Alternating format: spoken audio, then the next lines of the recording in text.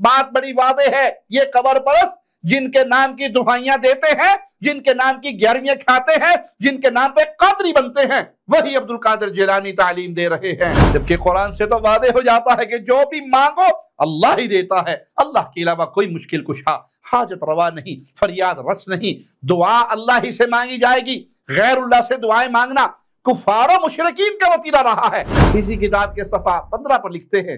دنیا میں کچھ لوگ ایسے بھی ہیں جو صرف مصیبت اور پریشانی کے وقت اللہ کو یاد کرتے ہیں اور اس کی بارگاہ میں دعا کے لیے ہاتھ اٹھاتے ہیں، مگر جب مصیبت ٹل جاتی ہے تو دعا کا دامن چھوڑ دیتے ہیں۔ یہ عمل اللہ کو ناپسند ہے۔ ہمارا تعلق عطا سے نہیں، ہمارا تعلق تقسیم سے ہے۔ ہم اہل الحدیث آواز لگائیں گے لا الہ الا اللہ، مالک کے اس سوال کے جواب میں اللہ کے علاوہ کوئی الہ نہیں، لیکن سوال کرتے ہیں کلمہ تو تم نے بھی پڑھا ہے، لا الہ الا اللہ اقرار تو تم بھی کرتے ہو، نبی کے امتی ہونے کے دعوے دار تو تم بھی ہو، کیا تم بھی یہ کہہ سکتے ہو کہ یہ دعائیں سننے والا الہ برحق صرف اللہ ہے، یا تم اپنے باطل عقیدے کے مطابق کہو گے کہ نہیں اللہ بھی ہے، رسول اللہ بھی ہیں، مولا علی بھی ہیں، پیر جیلانی بھی ہیں، غازی عباس بھی ہیں، اجمیر والے بھی ہیں، اجویر والے بھی ہیں، پاک پتن والے بھی ہیں، بڑی سرکار بھی، اور پتہ نہیں کس کس شہر میں کیا کیا چھپا کے تم نے رکھا ہوا ہے۔ السلام علیکم ورحمۃ اللہ وبرکاتہ، ان الحمد للہ نحمده ونصلی علی رسولہ الکریم، اما بعد۔ صحیح بخاری حدیث نمبر 71 پہ گفتگو کرتے ہوئے ڈاکٹر طاہر القادری صاحب نے مزید کہا، ہمارا تعلق عطا سے نہیں، ہمارا تعلق تقسیم سے ہے۔ ہمارا تعلق عطا سے نہیں، ہمارا تعلق تقسیم سے ہے۔ وہ عطا الہی بواسطہ رسالت تقسیم ہو رہی ہے، اس لیے اللہ پاک نے اسی کو وسیلہ کہتے ہیں، یہ وسیلہ ہے۔ اب کہنے کو تو یہ چند سیکنڈز کی بڑی مختصر سی 2-3 باتیں، لیکن بریلویت اور قبر پرستی کے دفاع پر مبنی یہ باتیں بالکل باطل، کتاب و سنت کے بہت سے نصوص کے خلاف۔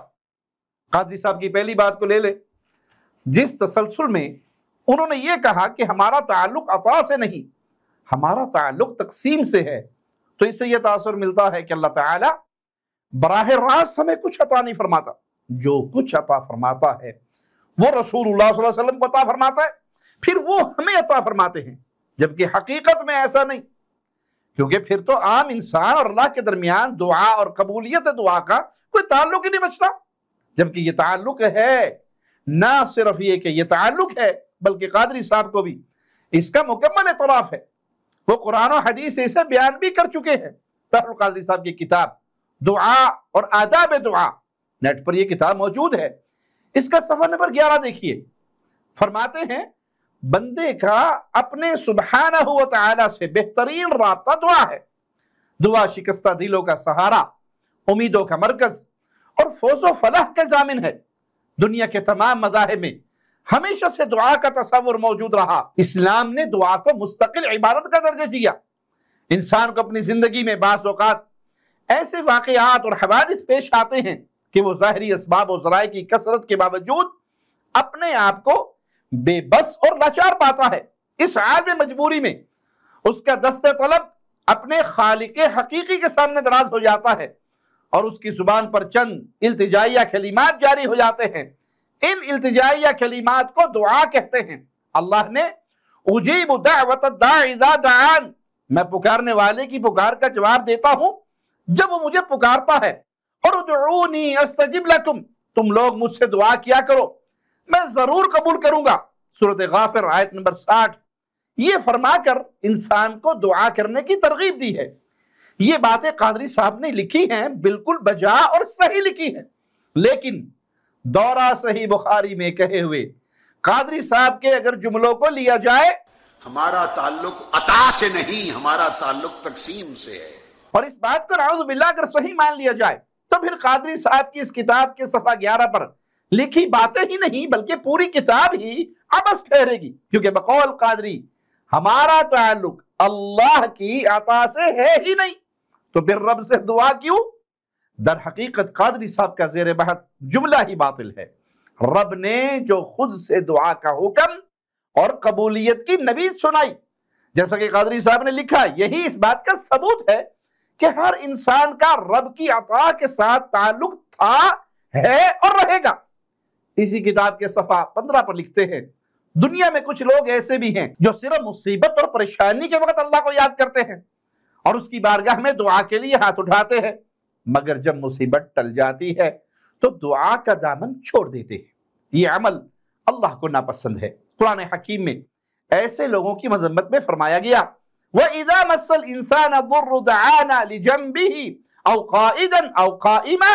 فَلَمَّا كَشَفْنَا عَنْهُ ضُرَّهُ مَرَّ كَأَن لَّمْ يَدْعُنَا إِلَىٰ ضُرٍّ مَّسَّهُ كَذَلِكَ زُيِّنَ لِلْمُسْرِفِينَ مَا كَانُوا يَعْمَلُونَ۔ اور جب انسان کو کوئی تکلیف پہنچتی ہے تو وہ ہمیں اپنے پہلو پر لیٹے یا بیٹھے یا کھڑے پکارتا ہے، پھر جب ہم اس سے اس کی تکلیف کو دور کر دیتے ہیں تو ہمیں بھلا کر چل دیتا ہے، گویا اس نے کسی تکلیف میں جو اسے پہنچی تھی ہمیں کبھی پکارا ہی نہیں تھا۔ اسی طرح حد سے بڑھنے والوں کے لیے ان کے غلط اعمال آراستہ کر کے دکھائے گئے ہیں جو وہ کرتے رہتے ہیں۔ قادری صاحب کی نقل کردہ اس آیت سے واضح ہے کہ رب کی عطا ہر انسان سے تعلق رکھتی ہے، ہر انسان کا تعلق رب کی عطا سے ہے۔ اللہ تعالیٰ اپنے بندے کی تکلیف پر اس کی دعا قبول فرما کر اس کی تکلیف کو دور فرما دیتا ہے۔ مزید سنیے قادری صاحب صفحہ 15 اور 16 پر کیا لکھتے ہیں۔ قرآن حکیم نے ایک اور مقام پر انسان کی اس بری خصلت کو یوں بیان فرمایا وَإِذَا مَسَّ الْإِنسَانَ ضُرٌّ دَعَا رَبَّهُ مُنِيبًا إِلَيْهِ ثُمَّ إِذَا خَوَّلَهُ نِعْمَةً مِّنْهُ نَسِيَ مَا كَانَ يَدْعُو إِلَيْهِ مِنْ قَبْلِ۔ اور جب انسان کو کوئی تکلیف پہنچتی ہے تو اپنے رب کو اسی کی طرف رجوع کرتے ہوئے پکارتا ہے، پھر جب اللہ اسے اپنی جانب سے کوئی نعمت بخش دیتا ہے تو اس تکلیف کو بھول جاتا ہے جس کے لیے وہ پہلے دعا کیا کرتا تھا۔ اب اس آیت سے بھی واضح ہوتا ہے کہ اللہ تعالیٰ انسان کی تکلیف میں دعا سن کر اس کی تکلیف دور فرما کر اسے نعمت عطا فرماتا ہے۔ آگے بھی اس کتاب میں ایسی بہت سی آیات اور احادیث منقول ہیں جن سے یہ ثابت ہوتا ہے کہ اللہ کی عطا کا تعلق عام انسانوں سے بھی ہے۔ اسی کتاب کے صفحہ 16 پر عنوان ہے دعا مانگنے کی ترغیب۔ اس میں سب سے پہلے سورۃ البقرہ کی آیت نمبر 186 منقول ہے جس میں مالک فرماتا ہے اجیب دعوت الداعی اذا دعان، میں پکارنے والے دعا مانگنے کی دعا کا جواب دیتا ہوں، قبول کرتا ہوں جب وہ مجھے پکارتا ہے، مجھ سے دعا مانگتا ہے۔ دوسری آیت سورۃ الاعراف کی آیت نمبر 56 منقول ہے جس میں مالک نے فرمایا وَادْعُوهُ خَوْفًا وَطَمَعًا، اور اس رب سے ڈرتے ہوئے اور اس کی رحمت کی امید رکھتے ہوئے اس سے دعا کرتے رہو۔ بے شک اللہ کی رحمت نیک لوگوں کے قریب ہوتی ہے۔ تیسری آیت سورۃ المومن کی آیت نمبر 60 منقول ہے جس میں مالک کا حکم ہے وَقَالَ رَبُّكُمُ ادْعُونِي أَسْتَجِبْ لَكُمْ، اور تمہارے رب نے فرمایا تم لوگ مجھ سے دعا کیا کرو میں ضرور قبول کروں گا۔ چوتھی آیت سورۃ النمل کی آیت نمبر 62 منقول ہے أَمَّن يُجِيبُ الْمُضْطَرَّ إِذَا دَعَاهُ وَيَكْشِفُ السُّوءَ وَيَجْعَلُكُمْ خُلَفَاءَ الْأَرْضِ أَإِلَٰهٌ مَّعَ اللَّهِ قَلِيلًا مَّا تَذَكَّرُونَ، بلکہ وہ کون ہے جو بے قرار شخص کی دعا قبول فرماتا ہے جب وہ اسے پکارے اور تکلیف دور فرماتا ہے اور تمہیں زمین میں پہلے لوگوں کا وارث و جانشین بناتا ہے۔ کیا اللہ کے سوا کوئی اور بھی معبود برحق ہے؟ تم لوگ بہت ہی کم نصیحت قبول کرتے ہو۔ کاش قبروں کو پوجنے والے، آستانوں پہ اپنے ماتھے ٹیکنے والے، قبروں کا طواف کرنے والے ولیوں تو ولی رہ گئے، جانوروں تک کو دفنا کر، گھوڑوں تک کو دفنا کر ان کی قبروں کا طواف کرنے والے، دادو میں اونٹنی کی قبر کا طواف کرنے والے اور اس قبر پرستی کا پورا دھندا چلانے والے قرآن حکیم کی اس آیت پہ غور فرمائیں جو اللہ سے دعائیں مانگنے کی بجائے اللہ کے نیک صالحین بندوں اور خود اپنے تراشے ہوئے اپنے خیال میں بنائے ہوئے بزرگوں کو مشکل کشا حاجت روا سمجھ کر ان کے حضور دعائیں مانگتے ہیں اور مختلف شرکیہ نعرے لگاتے ہوئے نظر آتے ہیں۔ معین الدین چشتی پار لگا دے کشتی 52 لاکھ بیڑا تک یری یریا پار لگائی، اے مولا علی مشکل کشا ہے شیر خدا میری کشتی پار لگا دینا، اور ایسے کتنے ہی شرکیہ نعرے، شرکیہ قوالیاں، شرکیہ کلام لوگوں کی زبانوں سے سننے کو ملتا ہے۔ یوٹیوب بھرا پڑا ہے، نیٹ کی دنیا بھری پڑی ہے ان شرکیہ آوازوں سے، شرکیہ اشعار سے، اور باقاعدہ بڑے بڑے پیر و فقیر اس دھندے کے پیچھے، اس گندے دھندے کو چلانے میں سرگرم ہے۔ آئے دن کوئی نہ کوئی قبر بنا کر، مزار بنا کر، کسی پاگل کے مرنے پر، کسی بے لباس کے مرنے پر دھندا چلانے کے لیے اس کا بڑا شاندار مزار بنایا جاتا ہے، پھر اس حاجت روا مشکل کشا سمجھ کے پوجا جاتا ہے۔ ایسے لوگ اور اس شرک کے مکروہ دھندے کو چلانے والے علماء سو، کوئی نقوی، کوئی جعفری، کوئی قادری، کوئی جلالی، کوئی نوری، جو کتاب و سنت کی غلط تشریحات سے اللہ کے علاوہ بہت سے مشکل کشا ثابت کرنے کی نامراد ناکام کوششوں میں غرق رہتے ہیں۔ وہ قرآن حکیم کی سورۃ النمل کی آیت 62 پر غور فرمائیں کہ آیت کریمہ میں اللہ سبحانہ وتعالی نے ایک سوال سامنے رکھا، جیسا کہ قادری صاحب کے ترجمہ سے بھی واضح ہے۔ مالک نے پوچھا وہ کون ہے جو بے قرار شخص کی دعا قبول فرماتا ہے جب وہ اسے پکارے اور تکلیف دور فرماتا ہے اور تمہیں زمین میں جانشین بناتا ہے؟ کیا اللہ کے سوا کوئی اور معبود ہے؟ اِلَٰهٌ مَّعَ اللَّهِ، کیا اللہ کے علاوہ کوئی اور الہ برحق ہے؟ ہمارا سوال ان تمام شرک کا دھندا کرنے والوں سے، عوام سے بھی، علماء سے بھی، مریدوں سے بھی، پیروں سے بھی، گدی نشینوں سے بھی، ان گدی نشینوں کے دروں پہ آ کے سجدہ ریز ہونے والوں سے بھی کیا جواب دو گے؟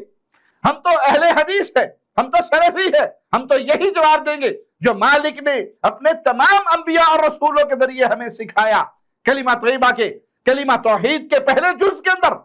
اور اسلام کے سب سے افضل ذکر لا الہ الا اللہ کے اندر، کہ اللہ کے علاوہ کوئی معبود برحق نہیں، وہی اللہ ہے، وہی سننے والا ہے، وہ غریب کی سنتا ہے، امیر کی سنتا ہے، نبی کی سنتا ہے، امتی کی سنتا ہے، وہ فقیر کی سنتا ہے، وہ بادشاہ کی بھی سنتا ہے، وہ جانوروں کی بھی سنتا ہے۔ نبیوں سے پہلے اگر چیوٹی پکار لیتی ہے تو چیوٹی کی پکار کو سن کر وہ پانی برسا دیتا ہے، اور نبی اپنے ساتھیوں سے کہتے ہیں واپس چلو، ایک چیوٹی کے مانگنے سے دعائیں قبول ہو گئی اور اللہ نے ساری دنیا کو پانی پلا دیا۔ وہ اللہ ہے جو ہر کسی کی سنتا ہے، وہاں سنانے کے لیے کوئی سپیشل واسطوں کی ضرورت نہیں ہے کہ دروازے بند ہیں، کوئی وسیلہ، کوئی واسطہ لاؤ کر دروازہ کھلے گا۔ وہ بھائی وہاں سنانے کے لیے یا اللہ ربی اللہم، یہ آوازیں ایسے ہیں۔ اور اگر وسیلے کی بات ہے تو کتنا پیارا وسیلہ میرے مالک نے سکھایا ہے کہ اللہ کو اللہ کے پیارے ناموں کا واسطہ دو، کسی نیک بندے سے دعا کرواؤ،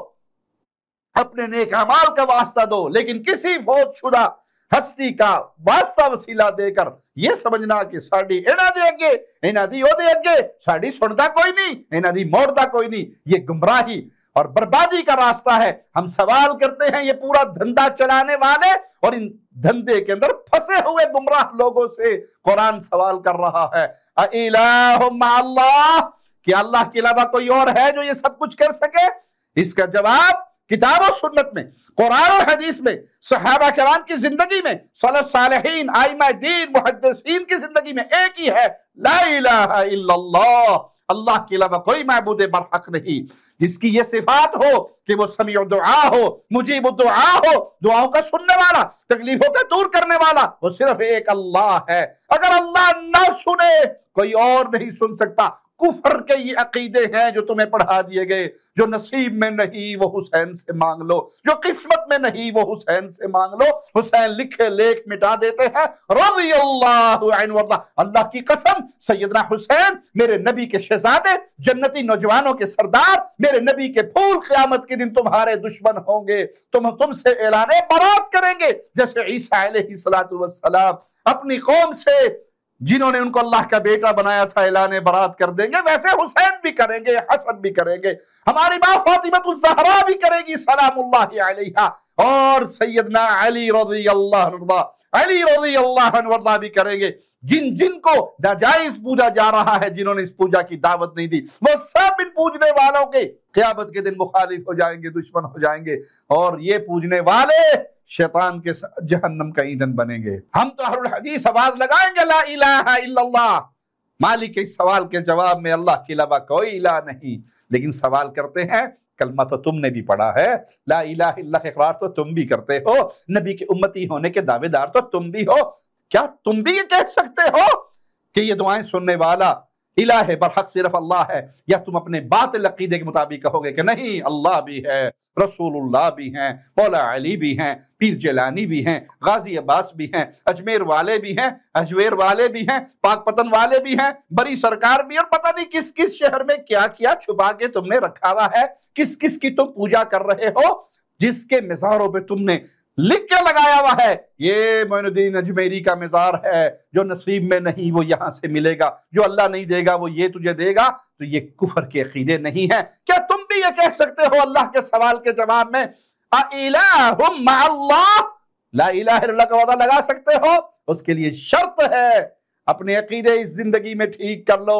مرنے سے پہلے پہلے رب کی وحدانیت پہ ایمان لے آؤ۔ قرآن مجید کے جس سیاق و مضمون میں یہ سوال ہے الہ مع اللہ، مکمل آیت کو سامنے رکھتے ہوئے غور کرو تو واضح ہو جائے گا قبر پرستوں کا یہ جواب سراسر باطل و بے بنیاد ہے، کیونکہ قرآن مجید نے بڑی تکرار سے مختلف پیرائے میں یہ تعلیم دی ہے کہ لا الہ الا اللہ۔ تو جب قرآن ہی میں مالک نے اپنی توحید سمجھانے کے لیے اپنے بندوں کے سامنے یہ سوال رکھا کہ بھلا کون ہے جو بے بس و لاچار کی فریاد سن کر قبول کرے، اس کی تکلیف کو دور کرے، اور جس نے تمہیں زمین پہ جانشین بنا رکھا ہے، اور ساتھ ہی یہ بھی پوچھا کہ الہ مع اللہ، کیا اللہ کے سوا کوئی اور الہ ہے؟ تو اس کا مطلب یہ امور، یہ دعائیں سن کر تکلیفیں دور کرنا، مصیبتیں دور کرنا، حاجت روائی مشکل کشائی کرنا، یہ صرف ایک ذات کے لائق ہے، اور وہ ذات الہ ہے، وہ صرف ایک اللہ ہے۔ اس سوال کے جواب میں ہر مومن کہے گا لا الہ الا اللہ، لیکن افسوس کتنے ہی کلمہ پڑھنے والے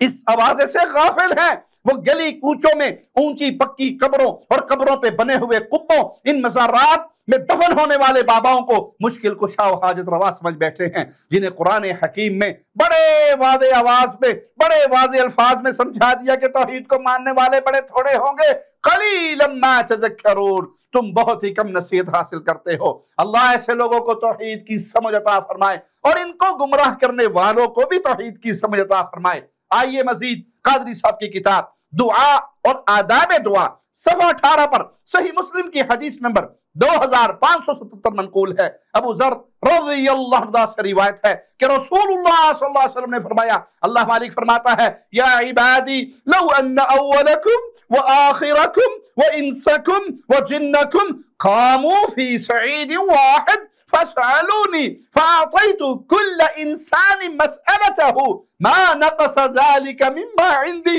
الا كما ينقص المخيط اذا ادخل البحر۔ قادری صاحب کا ترجمہ ہی دیکھ لیں، کوئی الزام نہ لگائے ترجمہ آپ نے کیا ہے، نہیں، قادری صاحب کا ترجمہ آپ کو دکھاتے ہیں۔ اے میرے بندو، حدیث قدسی ہے، مولا فرما رہا ہے، قادری صاحب اس روایت کا خود ترجمہ کرتے ہوئے لکھتے ہیں، اے میرے بندو، اگر تمہارے اول و آخر، تمہارے انسان اور جن کسی ایک جگہ پر کھڑے ہو کر مجھ سے سوال کرے، میں ہر انسان کا سوال پورا کر دوں، جو کچھ میرے پاس ہے اس میں صرف اتنا کم ہوگا۔ جس طرح سوئی کو سمندر میں ڈال کر نکالنے سے اس کی کمی ہوتی ہے، تو سوئی کو اگر سمندر میں ڈال کر نکالا جائے تو حقیقت کیا ہے؟ سمندر میں کوئی کمی نہیں ہوتی، وہ ویسے کا ویسے ٹھاٹھے مارتا ہے۔ ایک معمولی سی چھوٹی سی سوئی بھلا سمندر میں کیا کمی لا سکتی ہے؟ بطور مثال یہ بات فرمائی گئی ڈاکٹر صاحب کی نقل کردہ اس حدیث میں بھی، تمام انس و جن کو اللہ کی عطا کے ساتھ جوڑا گیا، ذکر اللہ کی عطا کا تمام جن اور انس کے ساتھ ہے، تو ان کا یہ کہنا کہ ہمارا تعلق عطا سے نہیں، یہ ڈاکٹر صاحب کی بات باطل ہے۔ صحیح مسلم کتاب الجمعہ حدیث نمبر 1969، انٹرنیشنل نمبر کے مطابق 852، ابو ہریرہ رضی اللہ عنہ سے روایت کہ رسول اللہ صلی اللہ علیہ وسلم نے جمعہ کا دن ذکر کرتے ہوئے فرمایا فیہ ساعہ لا یوافقها عبد مسلم وهو یصلی یسأل اللہ شیئا الا اعطاہ ایاہ۔ اس جمعے کے دن ایک گھڑی ہے، ایک ایسا وقت ہے، یعنی اس حدیث کے مطابق وقت بڑا قلیل ہے، اس وقت کی موافقت میں کوئی مسلمان اس وقت میں نماز پڑھے، اللہ سے جو کچھ مانگے اللہ اسے عطا فرما دیتا ہے۔ قادری صاحب کی کتاب کے صفحہ 47 پر اس حدیث کا ذکر ہے۔ اس حدیث سے یہ واضح ہے کہ اللہ تعالیٰ اپنے عام بندے کو بھی عطا فرماتا ہے، تو اللہ کی عطا کے ساتھ عام بندے کا تعلق ہے۔ آئیے آگے چلے، سنن ترمذی حدیث نمبر 3475، ابی داؤد حدیث نمبر 1493 اور 1494، بریدہ اسلمی رضی اللہ عنہ سے روایت کہ رسول اللہ صلی اللہ علیہ وسلم نے ایک شخص کو دعا کرتے ہوئے سنا، وہ دعا کیا کر رہا ہے، الفاظ کیا ہے، اللہم انی اسألک بانی اشہد انک انت اللہ لا الہ الا انت الاحد الصمد الذی لم یلد ولم یولد ولم یکن لہ کفوا احد۔ تو رسول اللہ صلی اللہ علیہ وسلم نے فرمایا والذی نفسی بیدہ لقد سأل اللہ باسمہ الاعظم الذی اذا دعی بہ اجاب وَإِذَا سُئِلَ بِهِ أَعْطَى، اس ذات کی قسم جس کے ہاتھ میں میری جان ہے، اس شخص نے اللہ کے اس اسم اعظم کے ذریعے سوال کیا ہے جس کے ذریعے دعا کی جائے تو وہ قبول فرماتا ہے، اور جب اس کے ذریعے مانگا جائے تو وہ عطا فرماتا ہے۔ بندہ مانگ رہا ہے، اللہ کو واسطے وسیلے کیا دے رہا ہے، اے اللہ میں تجھ سے سوالی ہوں اور میں گواہی دیتا ہوں، اس گواہی کو وسیلہ بناتا ہوں تیرے سامنے کہ تو الہ برحق ہے، تو احد اور صمد ہے، نہ تو نے جنا نہ تو جنا گیا، نہ تیرا کوئی برابر کا، تیرے کوئی مثل کا کوئی ہے۔ یہ ساری توحید کی باتوں کو وسیلہ دے کر پھر وہ سوال کرتا ہے تو اللہ کے نبی کیا فرماتے ہیں کہ جب بندہ اس طرح اللہ سے مانگے اسم اعظم کا واسطہ دے کر تو پھر سوالی کو اللہ عطا فرماتا ہے۔ تو عطا کا تعلق بندے سے ہے،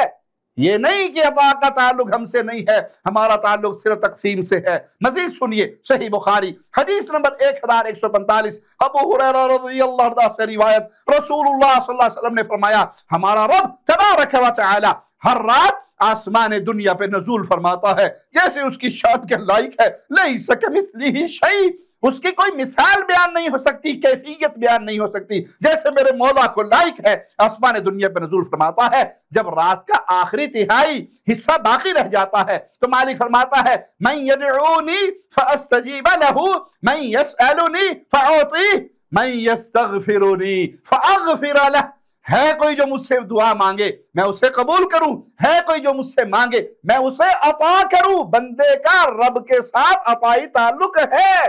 ہے کوئی مجھ سے مانگے میں اسے عطا کروں، ہے کوئی جو مجھ سے بخشش معافی طلب کرے معاف کر دوں۔ اس طرح کی اور بھی کئی احادیث ہے جس میں رب کریم کی عطا کا ذکر ہے اور عام بندوں کو بھی عطا کرنے کا ذکر ہے۔ اس کے باوجود قادری صاحب کا یہ کہنا ہمارا تعلق عطا سے نہیں، ہمارا تعلق تقسیم سے ہے، وہ عطا الہی بواسطہ رسالت تقسیم ہو رہی ہے، اس لیے اللہ پاک نے اسی کو وسیلہ کہتے ہیں، یہ وسیلہ ہے۔ قادری صاحب کی یہ بات باطل ہے۔ اگر اس حدیث کے دیگر طرق کو بھی ذہن میں رکھتے ہوئے بات کرتے تو ایسی جسارت کی گنجائش نہ پاتے۔ صحیح بخاری حدیث نمبر 3117 ابو ہریرہ سے روایت کہ رسول اللہ صلی اللہ علیہ وسلم فرمایا ما اعطیکم ولا امنعکم انا قاسم ادعو حیث امرت، میں نہ تمہیں کچھ عطا کرتا ہوں اور نہ کوئی چیز تم سے روکتا ہوں، میں تو بس تقسیم کرنے والا ہوں، مجھے جہاں جہاں حکم ہوتا ہے وہاں وہاں تقسیم کر دیتا ہوں۔ یہ لیجئے بریلویوں کے شیخ الحدیث ہیں، علامہ ہے، مفسر قرآن ہے، شارح صحیح بخاری و مسلم ہے، غلام رسول سعیدی نام ہے، اس حدیث کا ترجمہ کرتے ہیں اور تھوڑی سی تشریح بھی کرتے ہوئے لکھتے ہیں یعنی حقیقت میں اللہ تعالیٰ ہی عطا کرنے والا ہے اور وہی منع کرنے والا ہے، میں صرف اسی کو عطا کرتا یا منع کرتا ہوں جس کے متعلق مجھے وحی آتی ہے۔ تو یہ مفہوم ہے اس حدیث کا کہ نبی کریم صلی اللہ علیہ وسلم کی تقسیم اللہ کے حکم کے مطابق ہوتی ہے، اللہ نے منع فرما دیا نہیں دیتی، اور جسے دیتے ہیں تو اللہ کے حکم سے دیتے ہیں۔ اس حدیث کے تحت سعیدی صاحب نے بریکٹ میں لکھا ہے اس حدیث کی روایت میں امام بخاری منفرد ہیں، حقیقت میں ایسا بالکل بھی نہیں، کیونکہ امام ابو داؤد رحمہ اللہ نے اسے دوسری سند سے بیان کر رکھا ہے۔ دیکھیے سنن ابی داؤد کی حدیث نمبر 2949، اسی طرح امام احمد ابن حنبل رحمہ اللہ نے اسے روایت کیا، مسند احمد جلد نمبر 16 ہے، صفحہ 180 ہے، حدیث نمبر 10257 ہے، اور انہی دو حوالوں کے ساتھ قادری صاحب کی کتاب عمدۃ البیان فی عظمت سید ولد عدنان صفحہ 96 پر بھی نقل ہے۔ رسول اللہ صلی اللہ علیہ وسلم کی عطا فرمانے کی بحث قادری صاحب نے حدیث نمبر 16 کی تشریح کرتے ہوئے کی۔ ہم نے اپنے اس سلسلہ دروس کے حصہ نمبر 18 میں اللہ کے فضل و کرم سے قادری صاحب کی غلط تشریح کا مکمل جواب دیا۔ جو سننا چاہے سماعت کر سکتا ہے۔ اس بیان میں ہم نے کتاب و سنت کے دلائل سے ثابت کیا تھا کہ مال غنیمت اور صدقات وغیرہ کی تقسیم کا معاملہ آپ کی مبارک حیات تک تھا، وفات کے بعد نہیں، کیونکہ صحیح بخاری حدیث نمبر 3659 سیدنا جبیر بن مطعم رضی اللہ عنہ سے روایت، ایک خاتون نبی کریم صلی اللہ علیہ وسلم کے پاس آئی، آپ صلی اللہ علیہ وسلم نے ان خاتون کو دوبارہ آنے کو کہا تو اس نے کہا آپ کیا حکم دیتے ہیں اگر میں آپ کے پاس آؤں ولم اجد کا، میں آؤں آپ کو نہ پاؤں؟ خاتون کے اس سوال کا مقصد اشارہ تھا آپ کی وفات کی طرف، تو رسول اللہ صلی اللہ علیہ وسلم نے فرمایا ان لم تجدینی فأتی ابا بکر، اگر تم مجھے نہ پائے تو ابو بکر کے پاس آنا۔ یہ حدیث کئی مسئلے سمجھا جاتی ہے۔ کچھ لوگ کہتے ہیں جی اللہ کے نبی صلی اللہ علیہ وسلم فوت نہیں ہوئے، جو یہ کہے نبی فوت ہو گئے گستاخ ہے، وہابی ہے، واجب القتل ہے، مار دینا چاہیے اس کو۔ زندہ ہے واللہ، زندہ ہے واللہ، تمہاری آنکھوں کا دھوکہ ہے، وگرنہ نبی تو آج بھی ہیں اور وہ نظر آتے ہیں، معرفت والوں کو نظر آتے ہیں، جن کی آنکھیں کھلی ہیں ان کو نظر آتے ہیں۔ قادری صاحب کا ایک مرید کہتا ہے کہ میں آپ کو کیا واقعہ سناؤں، ایک شخص نے جا کے زندہ پیر گھمکول والے کوہاٹ والے بابا کے سامنے قادری صاحب کی شکایتیں لگانی شروع کر دی۔ وہ خاموشی سے سنتے رہے اور پھر کہا کہ جناب کیا بات کرتے ہو، میں تمہاری مانوں یا نبی کی کچہری کو مانوں؟ مجھے دن میں ایک تھوڑا سا ٹائم ملتا ہے نبی صلی اللہ علیہ وسلم کے دیدار کے لیے، مدینے میں کچہری لگتی ہے، وہاں بیٹھ کے ہم دیدار کرتے ہیں، میں جب بھی جاتا ہوں قادری وہیں بیٹھا ہوتا ہے، میرا ٹائم ختم ہو جاتا ہے، مجھے مجلس سے نکال دیا جاتا ہے اور قادری وہیں بیٹھا ہوتا ہے۔ آنکھیں جن کی کھلی ہو انہیں نبی نظر آتے ہیں، نبی فوت نہیں ہوئے، زندہ ہے واللہ، زندہ ہے واللہ۔ اس خاتون کے بارے میں کیا کہو گے؟ یہ صحابیہ ہے، اس کی آنکھیں نہیں کھلی، تمہارے قادری کی آنکھیں کھلی، تمہارے گھمکول والے بابے کی آنکھیں کھلی، اس مومنہ موحدہ کی، اس خاتون کی آنکھیں نہیں کھلی۔ اور یہاں ایک اور سوال بھی سمجھ آ گیا، اگر تو مجھے نہ پائے تو ابو بکر کے پاس آنا، نبی کے بعد امت میں اگر مقام ہے تو وہ خلیفہ بلا فصل ابو بکر کا مقام ہے۔ ہم نے سورۃ توبہ کی آیت نمبر 92 پیش کی تھی کہ حیات طیبہ میں بھی آپ صلی اللہ علیہ وسلم ہر ایک کی ضرورت پوری نہیں فرماتے تھے، باوجود یہ کہ کائنات کے سب سے بڑے سخی آپ تھے، سب سے بڑے جواد آپ تھے، اندھیری اتنی تیزی سے نہیں چلتی جتنی تیزی سے اللہ کے نبی صلی اللہ علیہ وسلم اللہ کے راستے میں خرچ کیا کرتے تھے۔ یہی بات صحیح بخاری سے بھی واضح ہے۔ تو جس طرح قادری صاحب اور دیگر قبر پرست اور رافضی جانوروں کی پوجا میں، قبروں کی پوجا میں اور ڈھیریے بنا بنا کر پوجنے میں غرق ہوئے ہیں، یہ اپنے تنازعات کو اللہ اور اس کے رسول کی طرف لوٹانے اور ان سے فیصلہ لے کر دل کی عطا گرائیوں سے تسلیم کرنے والی آیات کو آپ ہی کی ذات بالا صفات تک لے جانے کے معاملے کو آپ کی حیات طیبہ کے ساتھ خاص مانتے ہیں اور آپ کی وفات کے بعد آپ کی سنت اور حدیث کی طرف لوٹانے کے قائل ہیں۔ اسی طرح ان آیات کے حکم پر عمل پورا ہو جانے کو مانتے ہیں اور اس کا اعتراف کرتے ہیں۔ تو اس طرح دیگر معاملات کو بھی سمجھ لیں، وہاں من گھڑت تعویلات کیوں؟ رسول اللہ صلی اللہ علیہ وسلم کی وفات کے بعد جہاد و قتال کا سلسلہ قائم و دائم رہا، الحمدللہ مال غنیمت بھی حاصل ہوتا رہا اور وہ مال غنیمت تقسیم بھی ہوتا رہا، تو اس کو تقسیم کرنے والے اس وقت کے امیر ہی ہوا کرتے تھے۔ خلفائے راشدین مال غنیمت میں سے خمس بھی وصول کرتے تھے اور اس کو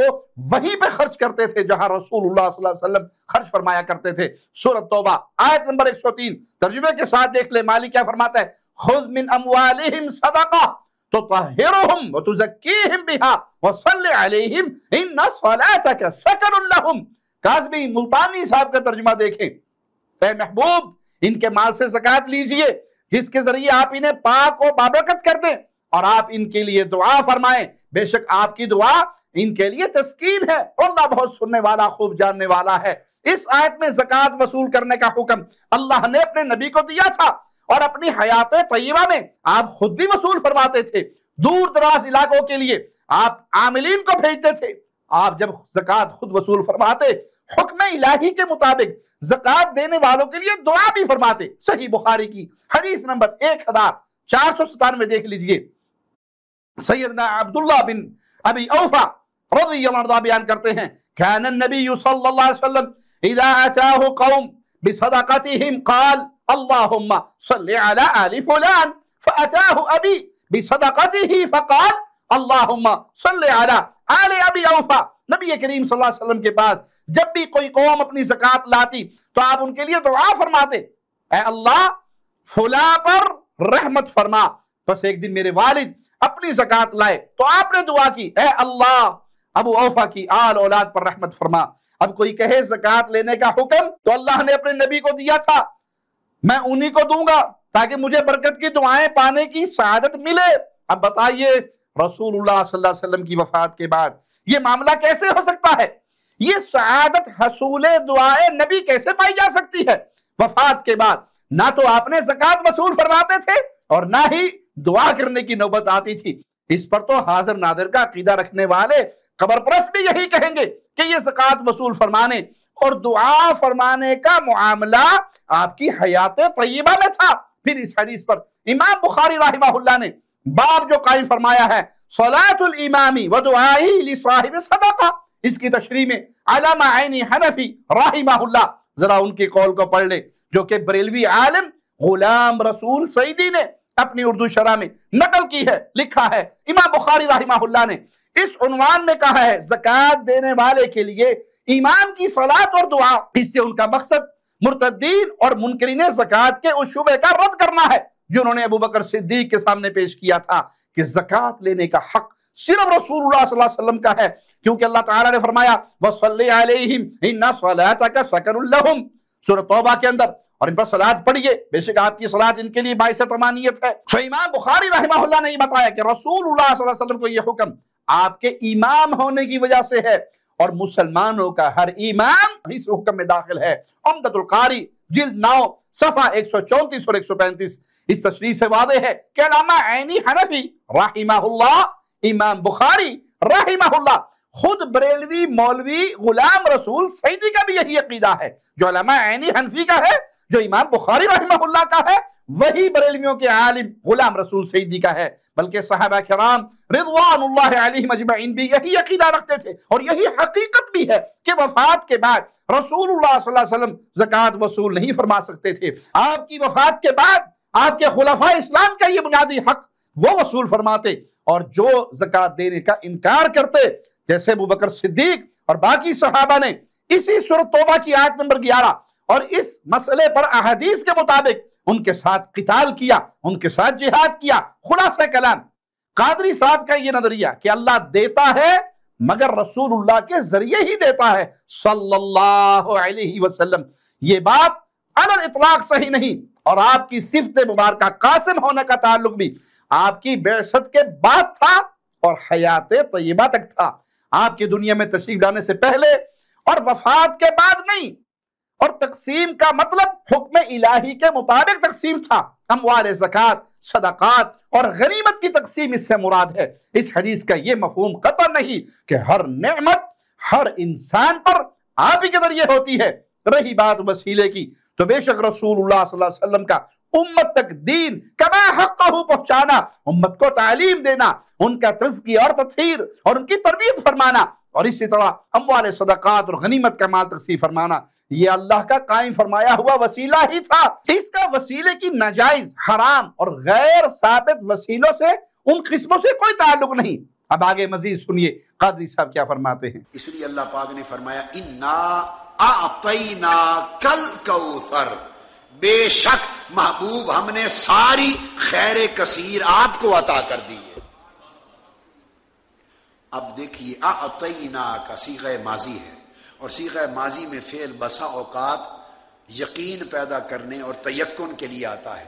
تو اعطینا میں تیقن آ گیا کہ بالیقین،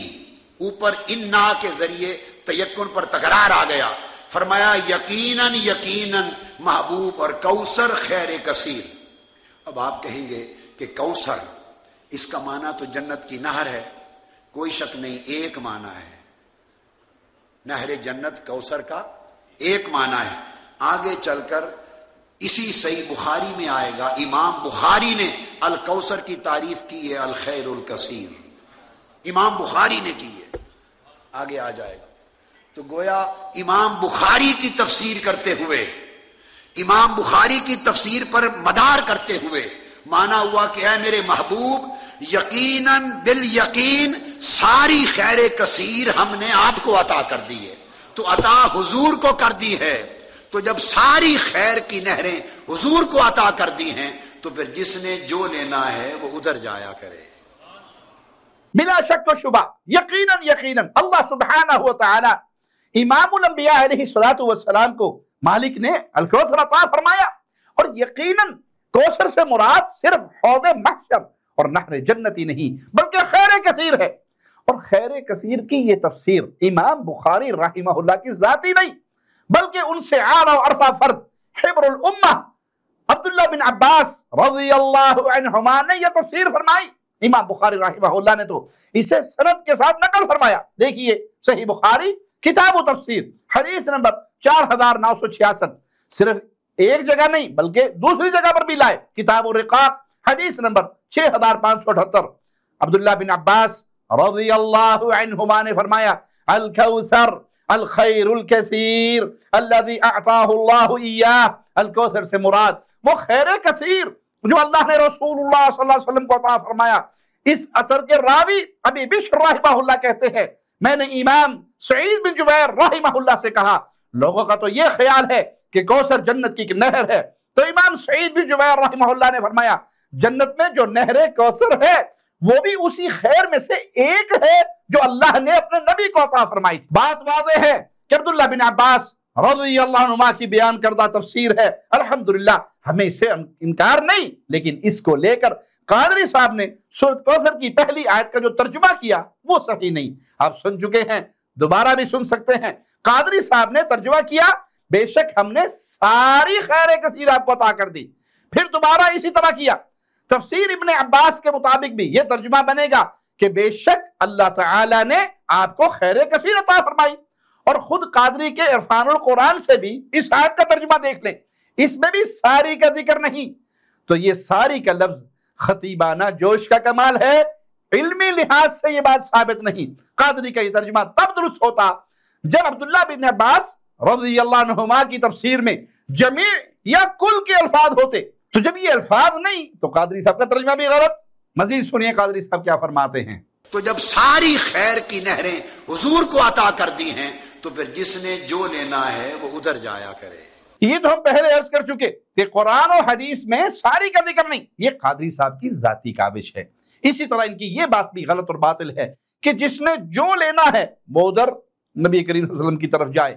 قرآن مجید کے بہت سے مقامات پر دعا مانگنے کا حکم ہے، اور دعا کے موضوع پر تو خود قادری صاحب کی کتاب میں منقول آیات بھی ہم آپ کو سنا چکے،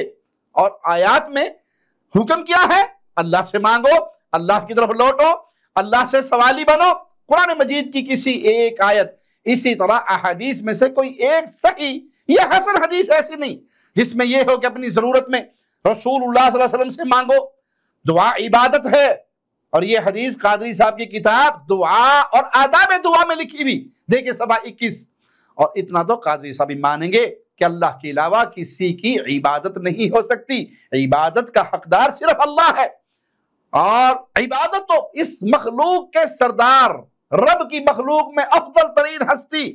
انسانیت کے، بشریت کے امام، انبیاء کے امام، امام الانبیاء، امام اعظم، قائد اعظم محمد الرسول اللہ صلی اللہ علیہ وسلم کی بھی عبادت نہیں ہو سکتی۔ اگر ان کی بھی کوئی عبادت کرے تو وہ شرک ہی ٹھہرے گا۔ تو پھر جب دعا عبادت ہے تو ان سے مانگنا کیسے جائز ہو گیا؟ توحید پر استقامت یہی ہے کہ صرف اللہ سے مانگو اور ساری مخلوق سے بے نیاز ہو جاؤ۔ مانگتے وقت، عبادت کرتے وقت، الدعاء هو العبادہ، یہ پکار ہے، یہ عبادت ہے، یہ صرف اللہ سے مانگی جائے گی۔ الحمدللہ کتاب و سنت کے مطابق ہمارا یہی عقیدہ ہے، لیکن یہ قبر پرست جس بزرگ کے نام کی 11ویں شریف کھاتے ہیں، جس کی نسبت سے خود ساختہ من گھڑت صوفی سلسلے کے قادری بنے بیٹھے ہیں، آئیے اس مقدمے کو لے کے چلتے ہیں پیر عبد القادر جیلانی کے پاس۔ قادری صاحب کی کتاب کا صفحہ 19 دیکھیے، لکھتے ہیں حضور سیدنا شیخ عبد القادر جیلانی علیہ الرحمہ فتح الغیب میں دعا کی اہمیت پر زور دیتے فرماتے ہیں، پھر چند سطر کے بعد دیکھیں لکھا ہے، اے بندہ خدا ہمیشہ تو اپنے رب سے مانگتا رہے، وہ چیز جس کا تو سوال کرتا ہے اگر تیری قسمت میں ہے تو تیری دعا کے بعد تجھے عطا کر دی جائے گی۔ اس وقت یہ عطا تیری توحید میں استقامت پیدا کرے گی اور مخلوق سے بے نیازی، ہر حال میں اللہ کی طرف رجوع اور اسی کی ذات پاک تمام حاجات کی روائی کا باعث بن کر ایمان و یقین میں اضافہ کرے گی۔ بات بڑی واضح ہے، یہ قبر پرست جن کے نام کی دعائیاں دیتے ہیں، جن کے نام کی 11ویں کھاتے ہیں، جن کے نام پہ قادری بنتے ہیں، وہی عبد القادر جیلانی تعلیم دے رہے ہیں کہ ہمیشہ اپنے رب سے مانگنا، مخلوق سے بے نیازی اور ہر حال میں اللہ کی طرف رجوع کرنا، اور اللہ ہی کا تمام حاجات پوری فرمانے کا عقیدہ توحید میں استقامت پیدا کرے گا۔ اور یہ قبر پرست اس کے برعکس یہ گاتے پھرتے ہیں، جو بھی مانگو حضور دیتے ہیں، جبکہ قرآن سے تو واضح ہو جاتا ہے کہ جو بھی مانگو اللہ ہی دیتا ہے، اللہ کے علاوہ کوئی مشکل کشا، حاجت روا نہیں، فریاد رس نہیں، دعا اللہ ہی سے مانگی جائے گی۔ غیر اللہ سے دعائیں مانگنا کفار و مشرکین کا وتیرہ رہا ہے، اہل ایمان کی دعائیں تو بس صرف اللہ ہی سے ہوتی ہیں۔ غیر اللہ سے دعائیں مانگنے کی تعلیم نہ قرآن میں ہے نہ حدیث میں ہے۔ اللہ سے دعا ہے اللہ ہمیں زندہ رکھے تو ایمان کی بہترین حالت میں، موت دے تو اس حال میں اللہ ہم سے راضی ہو، ہم اپنے اللہ سے راضی ہو۔ اقول قولی ھذا واستغفر اللہ لی ولکم ولسائر المسلمین۔ ہر لمحہ قرآن اور سنت کا ترجمان، فضیلت الشیخ توصیف الرحمان۔